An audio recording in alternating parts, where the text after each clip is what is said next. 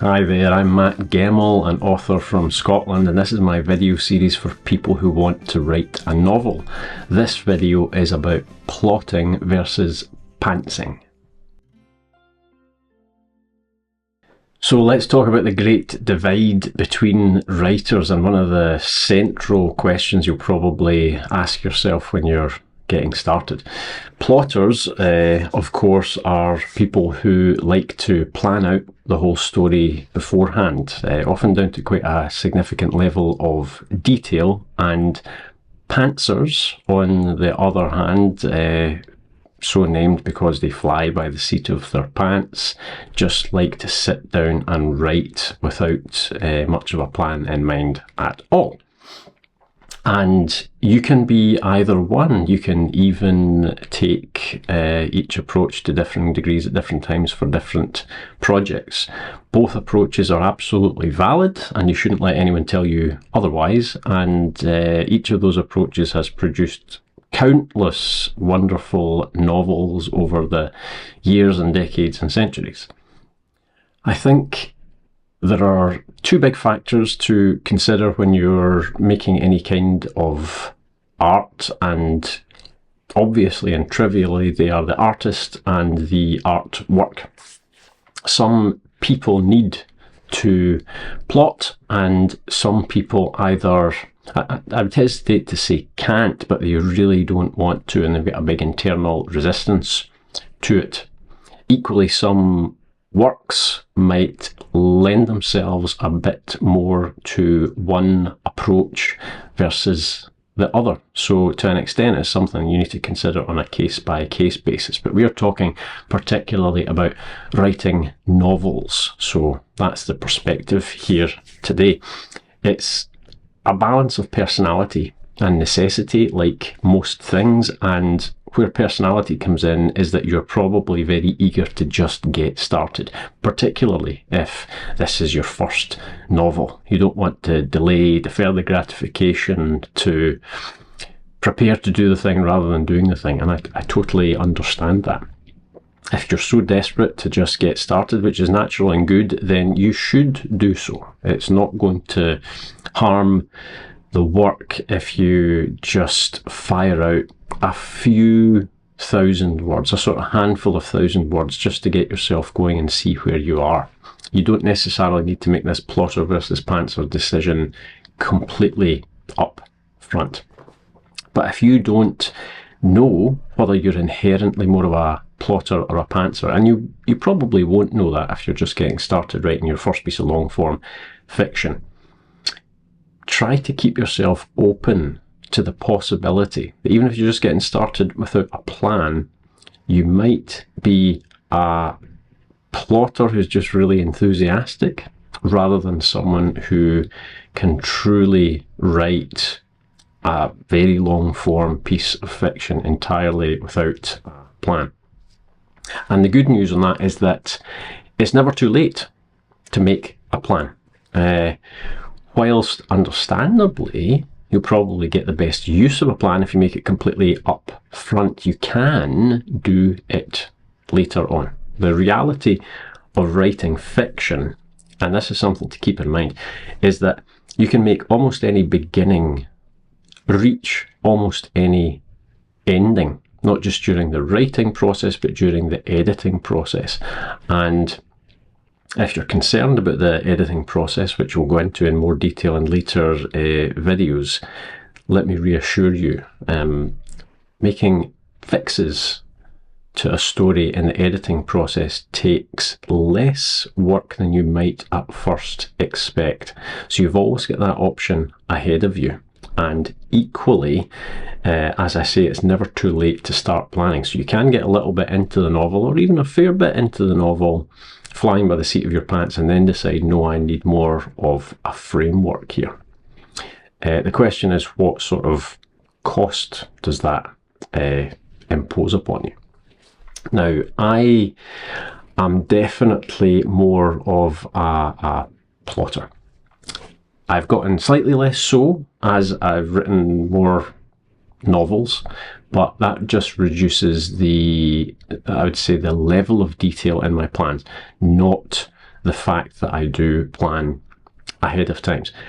It's not because I can't just let fate take the wheel. Indeed, every single week for the past almost 200 weeks, I've written a short story, 1,000 to 2,000 words, virtually never with any kind of plan at all. So I do it regularly. And I did also start my first ever novel without really much of a detailed plan. So I've gone down that road for long-form fiction as well. Indeed, that's how I discovered that I am inherently much more of a plotter. So my personal experience has been that there's a threshold of complexity and length, although it's really about complexity rather than length, beyond which I at least need to have a plan. All my novels are 90,000 words plus. I've yet to write one that's shorter than 90,000 words, although I certainly aspire to. But I think my threshold of comfortable pantsing it, going without a plan, is very, very, very much at the low end of the scale, more of the order of the short stories I do every week. So why am I a plotter? Well, I'm a plotter for the same reason that I've got an ice scraper and a socket wrench kit and a first aid kit in the car, because these things, like plotting, they give you tools and opportunities to get out of potential trouble later on. You don't need them to get into the car and start driving, but if you run into problems, then you really need them, and they can be of massive help. And that's pretty much my position.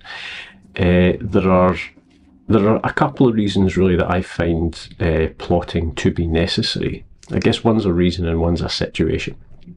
The first one is genre, and the second one is just my own psychology.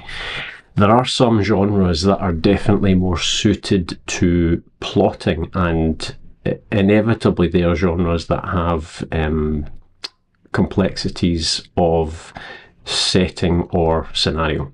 I've written a bunch of techno thrillers, and with techno thrillers there's a lot of research and there's setup and technologies, weapons, distances, time zones, languages quite often. So there's a lot of stuff that you need to know about beforehand and look into beforehand, and so there's a lot of setup and stringing things together, like building the stage before you put on a play. And I think there are other genres that lend themselves to more of a plotting, or at least a preparatory approach. Obvious examples, police procedurals, because you need to know procedure and law and think out the whodunit and the timeline and so on. Fantasy, presumably, there's a lot of world building. And you probably want to get the story arcs in order, because fantasy tends to have many different story arcs at different scales, all happening at the same time.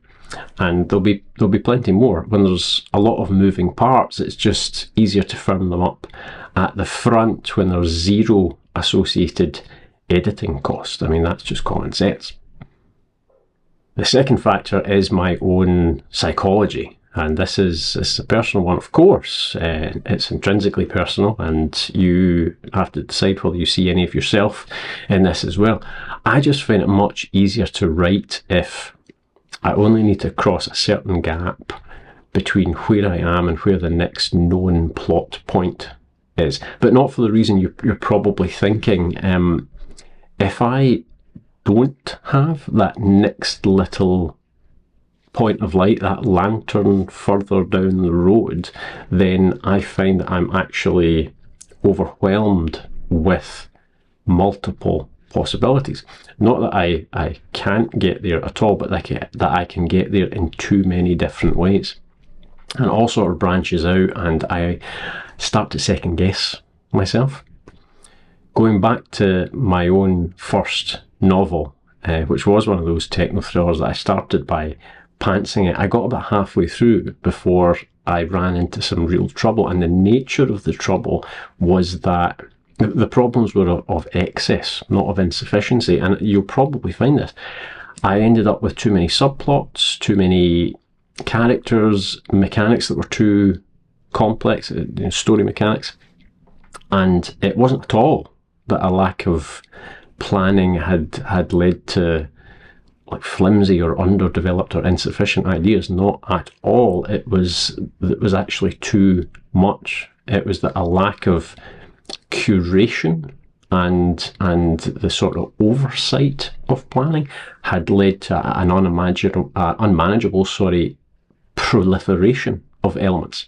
And what happened was that they sort of diluted and began to stall the story.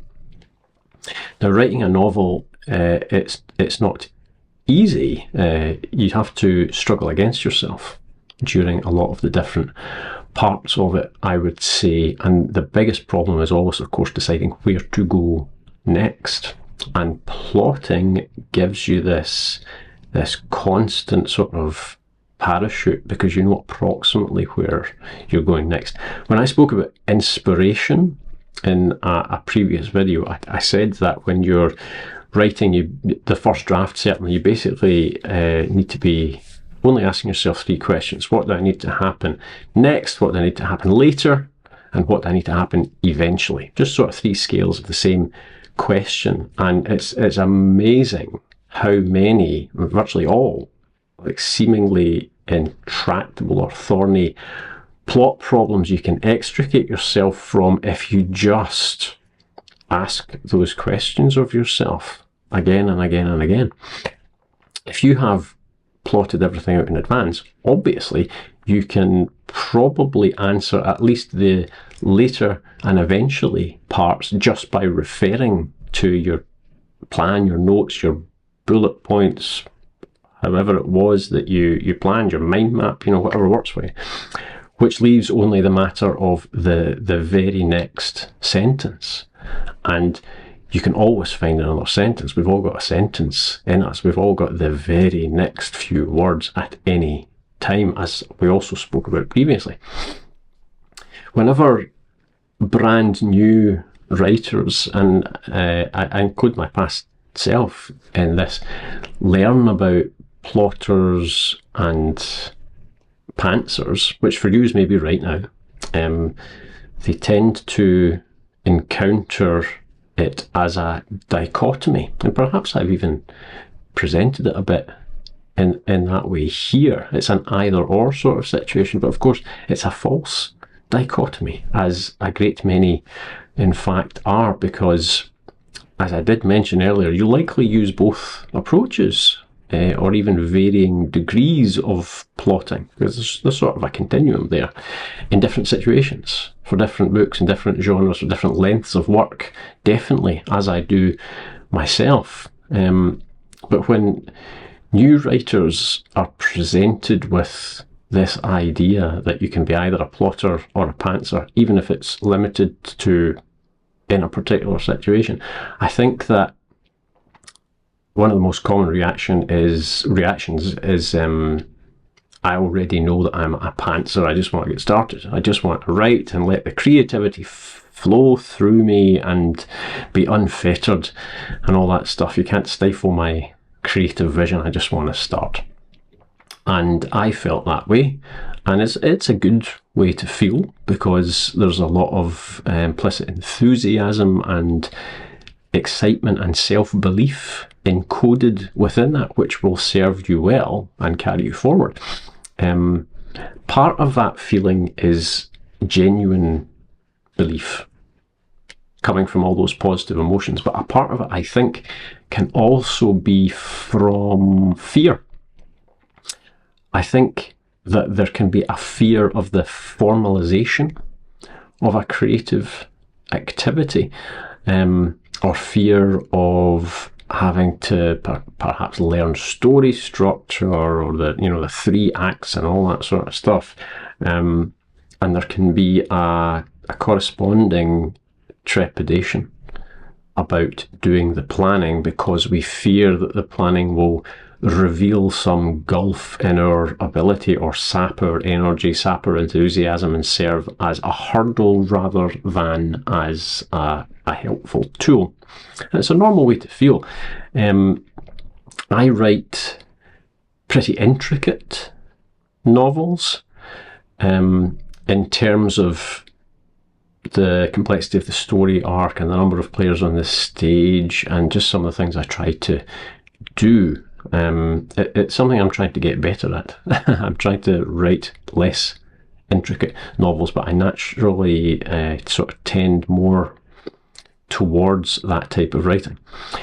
In my daily life, I've got a religiously maintained to-do list for virtually every aspect of my existence.